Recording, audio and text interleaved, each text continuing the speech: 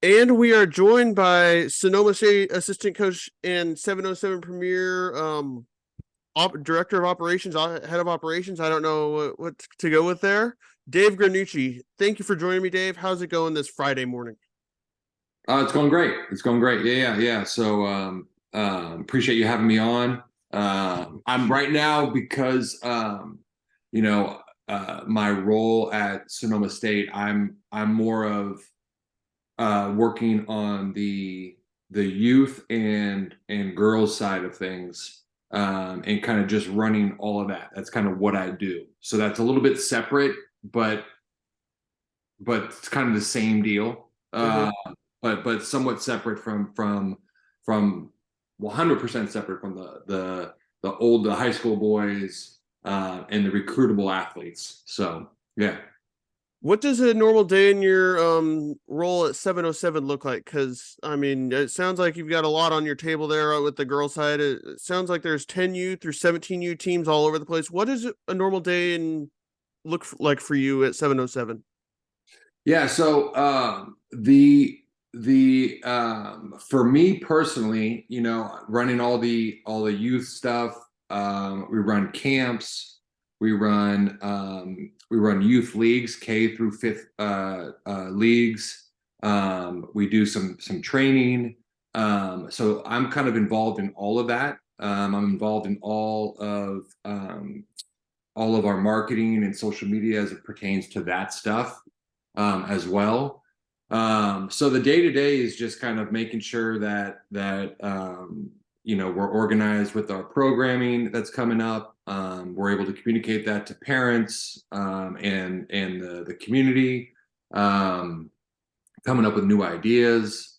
We practice. I practice with the girls twice a week because they're playing right now. So I'm working right now with the uh, our essentially our 16U, 15, 16U girls, which is a great team to work with. They're a bunch of really good girls that are talented. So we have five girls teams in our program, which is great. Um, and we have two high school teams. We have an eighth grade team, a seventh grade team, and a fifth, sixth combination team. So I'm overseeing that. So yeah, the day to day is again just kind of making sure all loose ends are tied, making sure we're continuing to promote and push out the right content to the community, and then also coming up with ideas and things of that nature that we could do kind of down the line. Interesting. So obviously Tony Prescott and George Nessman were the ones that are the founders of this, but how closely do you work with them? I'm curious on that. Close, very closely, yeah. So I mean, when it comes to uh when it comes to my side of things, as far as the stuff that I'm doing, I'll bounce ideas off of them. I'll definitely lean on Tony quite a bit, just because of his experience in kind of the some of the world that I'm not used to on this end of it, you know. But yeah, we definitely come up with different ideas, bounce things off of each other. But we have a couple other individuals that work with us that actually, after this call, I'm going to meet with, to talk and about some of the things that we want to do moving forward, some things that are going on right now that we can kind of tighten up a little bit and make better. But we have a great team of people, that work with us. Whether it's those that are working behind the scenes, or those that are actually out in front, coaching the teams, working with the kids. It's a great sense of community. It's a great group of people. We got really good young coaches that are working with our kids. So I feel like the community is really lucky to have that. The kids are really lucky to have that. So we like it's a lot like kind of like running a program, running a team. Like you constantly bounce ideas off your staff. You constantly are questioning or not questioning, but evaluating or reevaluating the stuff that you're doing, how you can make it better, and then also looking at individuals that think that could possibly bring something to what we're doing, and trying to invite them in more and take on more responsibility and then compensate them for that as well. So You talked about the young coaches. I'm curious on the girls' side, what young coaches that are maybe coaching in town or have coached in town do you guys have with you at this moment? I mean, I think I've seen someone like Michaela Balmaceda, who was Andy's assistant coach this last year. Who else do you have helping you on the girls' side? yeah, so on the girls' side, we have Tanner Thomas, who was an assistant as well Mm-hmm. at Justin-Siena. Michaela. So Michaela's coaching our 8th grade team. Tanner's coaching our 7th grade girls team. We actually have Zach Cook coaching our one of our high school teams. And then the other guy we have actually is John Fall. He's an older Mm-hmm. guy, but a seasoned vet that is great as far as just to kind of mentor and help with our younger coaches coming in. I know that Tony and George on the other side have a ton of young, talented coaches from all over the area, from Vallejo, from American Canyon, from I'm trying to think who else is involved in that. I don't know who else, but Sonoma. So all the surrounding areas, So it's which is great. It's actually great that that they've been able to tap into that, and then also get coaches from some of the other high schools too, because I know that Carson Carantini is involved. Like I said, Zach Cook's involved. Um, uh, Scott Hayburn from American Canyon's involved. His assistant's involved. So that's the cool thing about it. That's the what we're trying to do too in some of this, and a lot of this is change the culture of kind of having basketball and sports in general, especially basketball in this area, be kind of these pockets of, hey, you can't touch or mess around with our guys. They only play at this school, or it's like, let's intermingle, let's all work together, let's push each other to get better. Then it's uplifting everybody. It's making everybody better. The competition when you're going out to games is that much better so if we can do whatever we can to make basketball better in this community, in the area, then we're doing our job. And I definitely, just like I said, I'm on the women's side, so I see it there. I just see the amount of girls involved, and having fun with it, trying new things, developing their game. Like, that's the cool thing about it, is like to see all these girls involved is exciting to me. So I'm hoping really, really, really focused on my side of it, is just really growing the girls game. I want to have as many teams as we can. The club stuff is great, but I just want girls training, girls playing in camps, girls doing our future stars, our young leagues, and then girls coming in waves to try out for their high school teams. That's kind of the goal. Speaking of kind of that high school culture, you mentioned John Fall, you mentioned a lot of Andy's assistants and Zach Cook. How important is it to have those local coaches coaching these kids over, I guess you could say, the off season, what this is technically, so that they get that high school coaching before their high school season starts? How big of an impact is that for them? Oh, I think it's huge. I mean, I think it's huge if the game's being taught the right way, right? And so we're not just asking, like, if I talk to, if I'm asking Zach Cook to come coach, I'm not asking him to come coach just because he's representing another a program in the area. I'm asking him because I value kind of what he does and how he views the game and how he teaches the game, and the success he's had. So and so that's kind of where it starts. And then I think it's invaluable to have a different voice, during the spring season. Just got done with the long season with your high school team. as long and I know we are, and that's what we pride ourselves on, is we're teaching the right things that ultimately will carry over to their high school teams.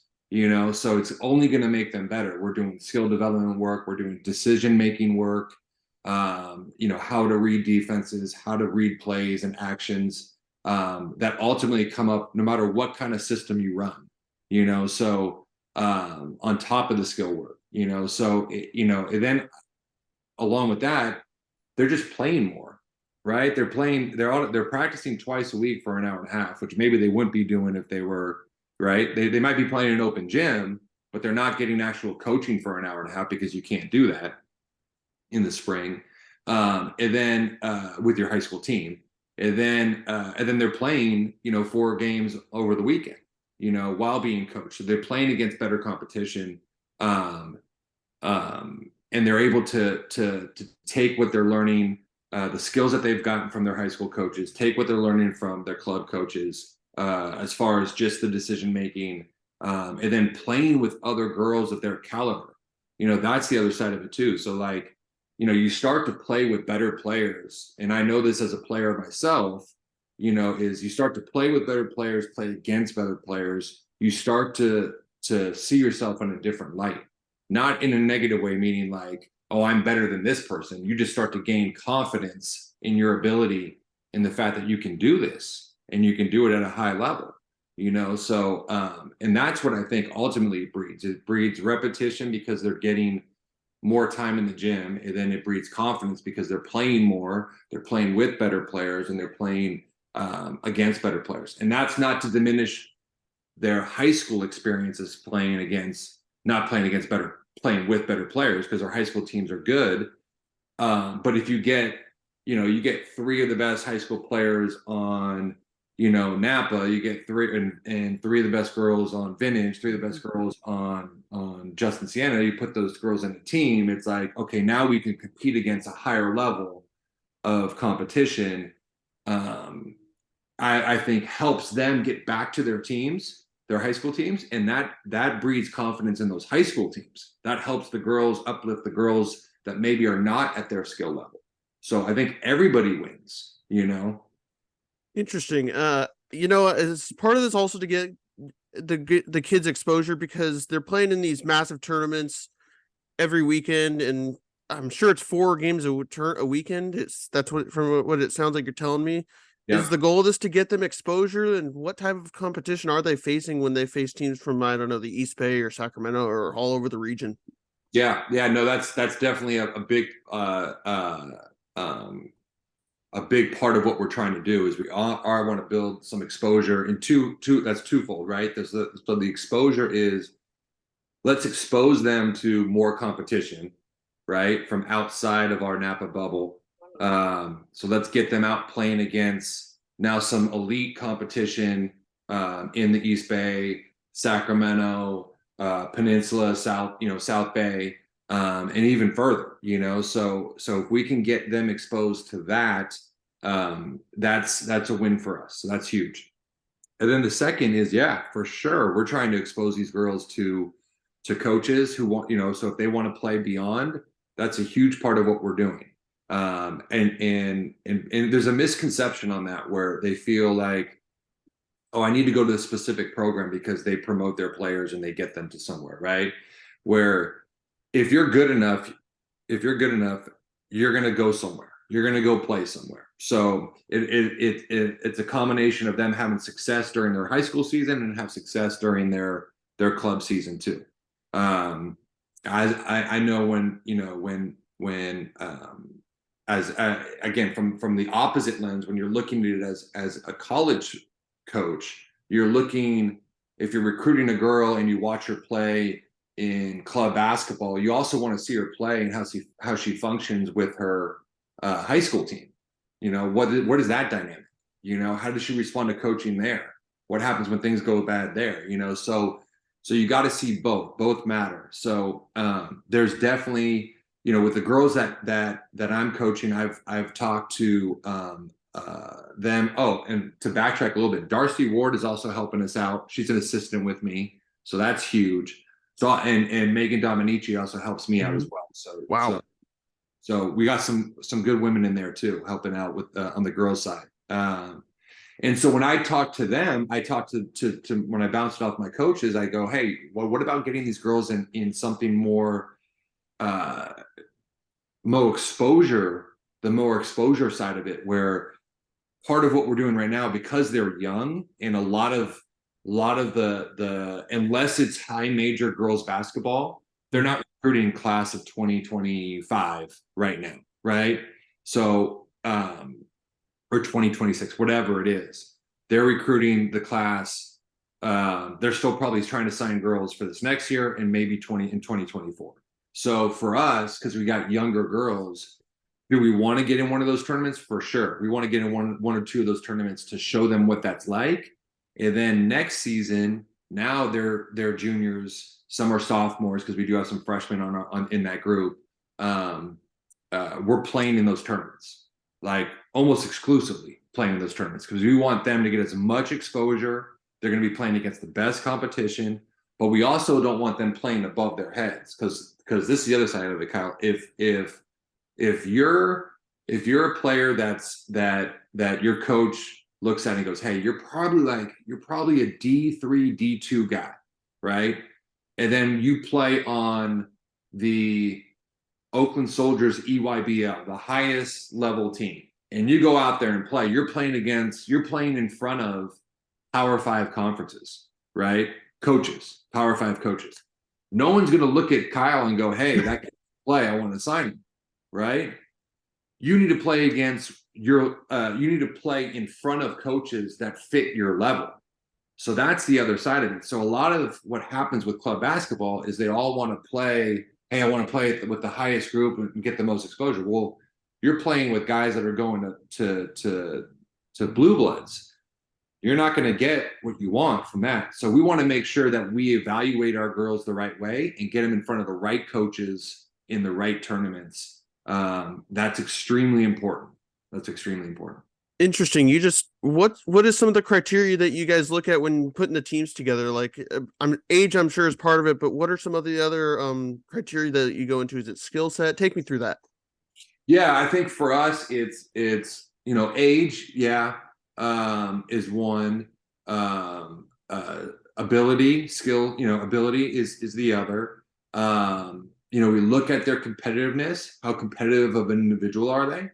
And then, I think where they kind of project out. Like, I've been coaching for a long, long time, so I think I have a pretty good feel, and I trust our other coaches, the ones that I've named, not only Darcy and Megan, but also Michaela, Tanner, and Coach Fall are all, and Coach Cook, Zach, we're all doing the evaluations together. So we're all watching these girls play together and then coming up with, all right, we feel like this group right here is probably the highest level group, right? And then we also take into consideration of having as many girls as we can from different programs playing together, right? So we don't want to have a team of just vintage girls or Napa girls just playing together.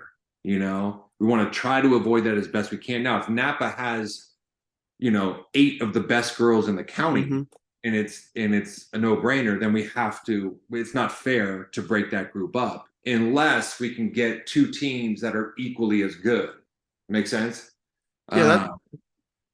But if that's not the case, then we would keep those 8 girls. But ultimately, it worked out where I think we got a good, diverse group. We got vintage kids. We got Justin kids, and we got Sonoma Valley kids on that team. Yeah.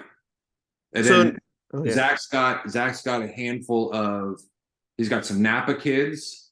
He's got vintage kids. He's got Justin kids, and I think that's it. Yeah. Interesting. Thank you for that. So now let's pivot a little bit. I see on the 707 website that you guys offer skills and then camps and then you guys do some other stuff there. What are some of the extra stuff you guys offer, and can you just sort of lay that out about what that looks like? Yeah, for sure, for sure. So we offer skills training. So we'll do a group of, so it's broken up into advanced, and then there's an intermediate, beginner, and then we also offer a shooting school essentially.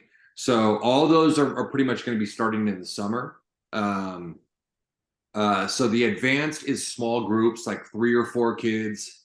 The reason we don't do much individual work is because it's hard, one, to really push somebody and make them, it's better to have multiple kids in there, whether it's 3 or 4. I think you can do more things with more kids. You're limited to what you can do with one. I think multiple kids that are at the same level, and we're talking like advanced, meaning they played a lot of basketball, they really have aspirations of playing at a high level. Um, when you get kids like that together, you're able to do more things, not only skill wise, but you're also able to do more decision making things. And then they're also pushing each other. You don't want to have somebody who is just starting out or is more in the intermediate with those kids yet, because it could discourage those kids because they see that they're getting things done and doing things that they wish the other kids wish they could do already. And they might be behind for one reason or another. Doesn't mean they can't catch up. They're just behind at that point. And then with the intermediate and beginner, we want to have about 8 to, anywhere from, I would say, 6 to 12 kids in there. That way we can get a bunch of different skill work. That's just skill development stuff, working on the fundamentals of the game. We want to get them skill wise to the level of the more advanced kids, because we can now get them into the decision making stuff and the more advanced skill development stuff. So, and then the last one is more of a shooting clinic, where the game is, I mean, you watch enough basketball to know, like, if you can't shoot, you're going to struggle, and one thing about this area that I feel we need to improve on is our shooting. Yes. Like, I mean, you've watched enough basketball to know Yes. like, that if you go into certain other counties and you watch them play, you're like, oh my God, there's 5 guys on the floor that can all shoot. There's 5 girls on the floor that can all shoot. So what we're trying to do is develop shooting, making it a priority, trying to get them while they're young, teaching them the fundamentals. If they're already advanced, and this is for any level. So if we have a group of 10 kids there and 3 are advanced, we'll put them out of a basket, have them work different stuff, different than what we're doing with the kids that are kind of working, that need form, correctness, that need different fundamentals taught. So that's kind of how that works. So that's the training side of it. The Future Stars is our K through 5th grade. So we've done K through 3rd. It's been a 4-week program. We practice on, everybody practices and plays on Sundays. So you practice on Sunday and then play. So it's a 2-hour block. So K first is one division. They'll practice, let's say, from 9 to 10, then they'll play from 10 to 11. And then second, third will come in and be their own division. They'll practice from 11 to 12 and then play from 12 to 1. It's a great thing for parents. It's a great thing for kids because it's Sunday. It's at one place. It's 2 hours. Parents can hang out and socialize and watch. The kids get skill development. We start them while they're young. The K first division plays on the lower 8-foot hoops. And it's one of the most fun things I think we do, because I feel like it's so fun to see these kids just starting out and learning the game, seeing success, seeing the ball go in, working on their skills, and then seeing the reaction from the parents is awesome. And now this next season in the fall, we're actually expanding that. So we're going to go to an 8-week season. We're gonna open it up, because it's before the CYO season. We're going to open up to 5th grade. We want to have 5 divisions. We got new uniforms coming. It's going to be really cool, really cool. So we're excited about kind of where that part of the program is coming. And then our summer, we have 3 camps, 3 weeks of camp. So we have a K through 2nd and a 3rd through 8th. And that's 3 weeks, June 19th to the 22nd, June 26th to the 29th, and July 10th to the 13th, all at Harvest. So those will be separate. So K second will be in one gym, and then 3rd, 8th will be in the other gym with the kids playing with appropriate age group. And then we do have one week in Fairfield that's going on that first week that we're running camp. So the families in Fairfield can do. And that's our camps. When you talk to Tony and George, I think they have some tournament stuff going on and some other things going on that are coming up that are really exciting on their end. And I'm trying to think if there's anything else on our end. And then in the fall, we'll have fall club teams as well. So we'll have some fall club teams. Yeah. What is that? My next question now is, what does the cost look like for a family wanting to have their kid play with your teams during for however long the club season is? What does that look like? Is it expensive? Take me through how much it is. Yeah. So it's $900 for the season. Okay. And you get 2 practices a week. So I think it comes to about 22 or 24 practices total. Each practice is an hour and a half. You get 6 tournaments you get to go to. You get a uniform. So that's what comes with that. If you look at if you compare that to other programs and what they're charging, we're considerably affordable. There's programs that charge $3,000, $2,500, $5,000. So we're trying to stay. We're hoping not to go above the 1,000 threshold. That's kind of what we want to stay affordable. We also offer scholarships. We offer payment plans. So a lot of that is, that's kind of, and I tell families all the time, when I talk to them, I say, hey, I'm not telling you this to make you feel bad, but I want you to understand the landscape. The landscape is, this is really affordable, and I know it might not be affordable for you, but this is not on the high end of what most club teams and club programs are charging. So again, not to discourage them or make them feel bad, I want to give them some context. And then from there, we can talk about, what's a payment plan that works or what's affordable for you. But $900 is what we charge. Our camps are really affordable. We have an early bird special for our camps of $195 a week, which is super affordable. And we also have scholarships and payment plans for that. And that ends May 15th. After May 15th, we charge $225, which I think is still pretty affordable. And then when we do our future stars coming up in the fall, we'll do the same thing. We'll have a priority registration where you can get it for a cheaper price than what the general registration will be. And my next question is, what facilities do you guys have at your disposal? I know Justin-Siena seems to be a top one, obviously because of George. And I'm assuming Napa Valley College is one because, there's going to be a game there. What facilities do you guys have to offer your players to practice before they go and play games? Yeah. So we have all the girls use Justin. The others use Harvest, Boys and Girls Club, and Napa Valley College. Those 3. Now we've had to at times switch. Because of some scheduling issues with those facilities, we've had to use Redwood at times. So we use the facilities in the area. We're not isolated to one facility at all. So we definitely look to kind of use all the facilities in the areas as much as we can. But it just so happens we have connections to a couple of them through Tony and George, Napa Valley College, and Justin-Siena.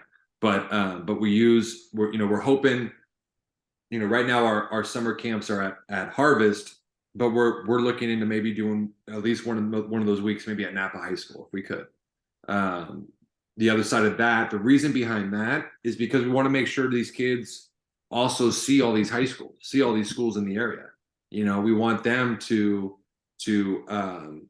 we're not attached to a specific school. There's nothing about our program that is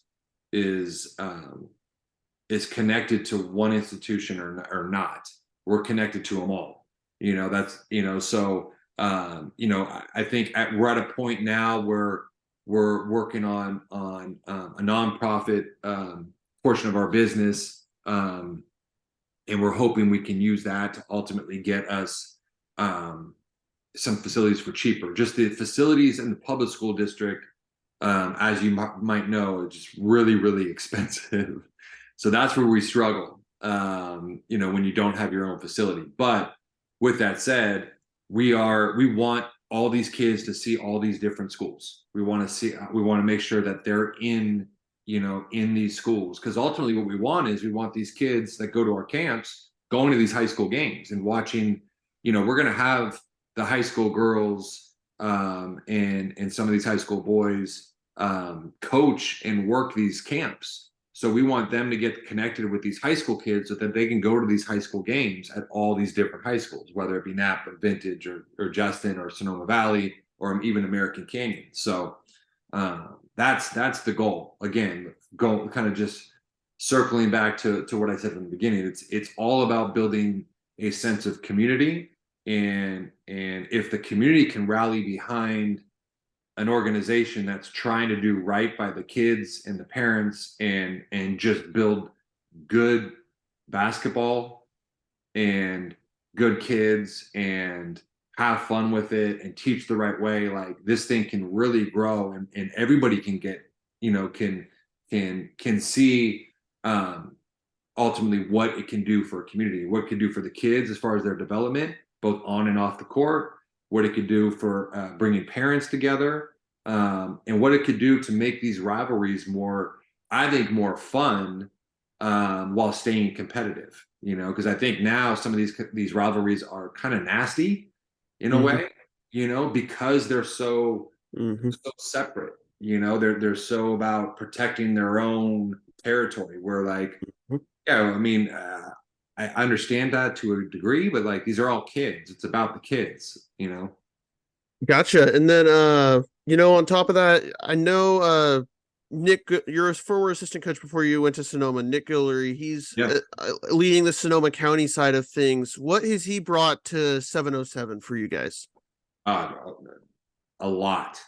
Nick is a young, bright, hardworking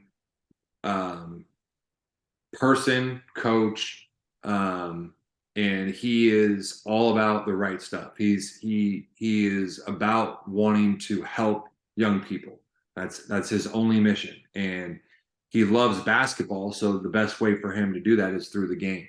He's a guy that's actually been in kind of the tech corporate world for a lot of his adult life, and has had a ton of success in that. So bringing that to what we're doing is huge. He understands the corporate world. He understands business. He understands a lot of that. He's younger than us, so he also understands the social media side of it, how all that works, the best ways to go about that. So he's been extremely, extremely helpful, instrumental in our growth. Really instrumental in kind of how we've grown and how we continue to grow. And he's growing that area. I mean, he's immersed in that community, and he's got his own.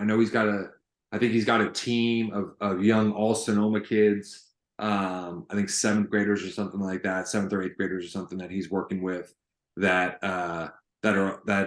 they were having to travel long distances to try to do this stuff, and now it's in their backyard. Like that's the other piece of this, like having these families not have to travel.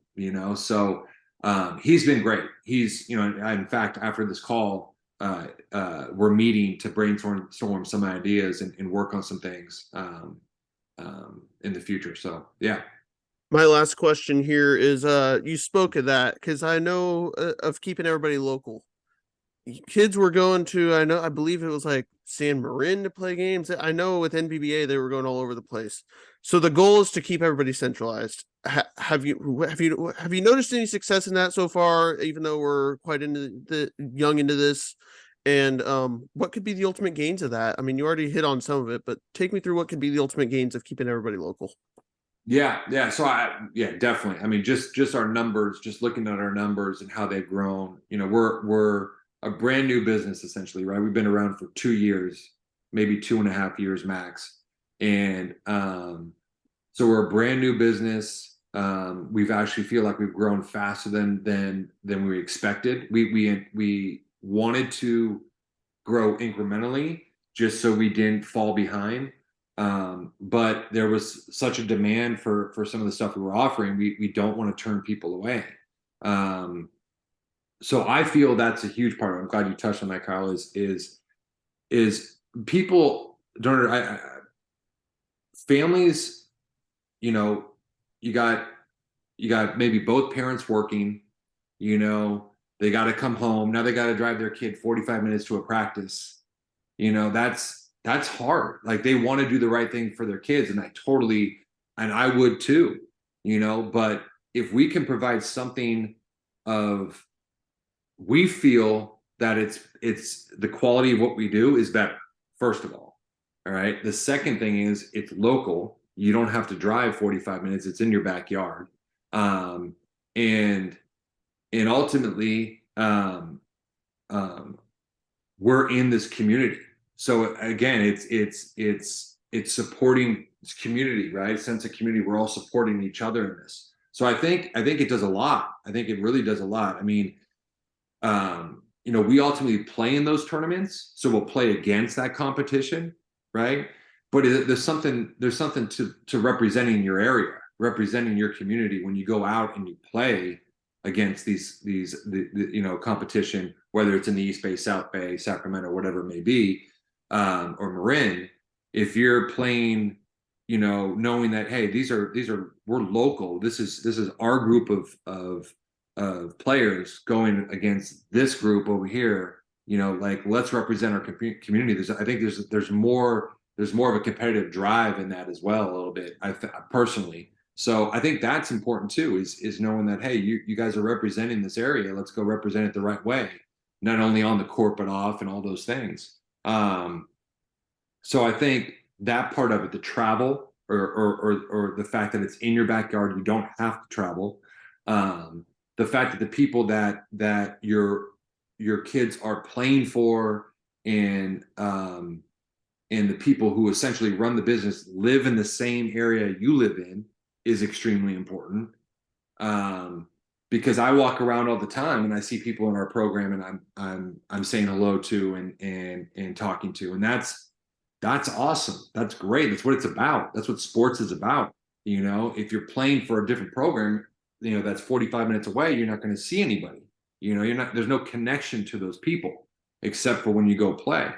So I think that's a big part of it. And yeah, so the convenience of it, the fact that you get to represent your area, and then the fact that we're all kind of there's a connection here with everybody. There's a connection with our business. There's a connection with the families. There's a connection with their businesses because a lot of people out here might own their own business. So there's just a lot of good that come from the fact that things are more local. Gotcha. Any other final thoughts, Dave? I think I got most everything, but if there's anything else that I missed, maybe let me know right now. And final thoughts. Yeah, I mean, I think I don't have too much more. I think you did a great job of asking the right questions, and you know, the biggest thing is I think what people, you know, first of all is we got into this because we use basketball as an avenue to impact people, right? And so it's impacting not only kids, but it's impacting kids and families, you know, across the board. So I'm not saying that that we're doing is groundbreaking, but what I think it is I think it's a fun environment, a safe environment to grow the game of basketball, to teach life lessons, and also just to build relationships, because that's what it's about. It's really about that. And then um, um, I'm extremely proud of what we're doing and how we're doing it and how we're going about it. And I hope that the community continues to support what we're doing, because we don't want to leave here. We want to stay here. We want to grow this thing here. We want to build this community and the surrounding communities around it. And we think, the game of basketball is a great way to do it. And ultimately, I think they'll see in the next 5 to 6 years, a better the growth in the game in the area. You'll start to see better basketball in this area. I really believe that. So I'm excited about that.